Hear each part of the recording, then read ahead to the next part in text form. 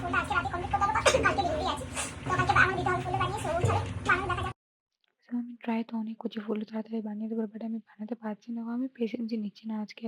তো আমি আর চেষ্টা করলাম না। আমি নরমালি খেয়ে দিয়ে পরে আমি ঘুমিয়ে গেলাম।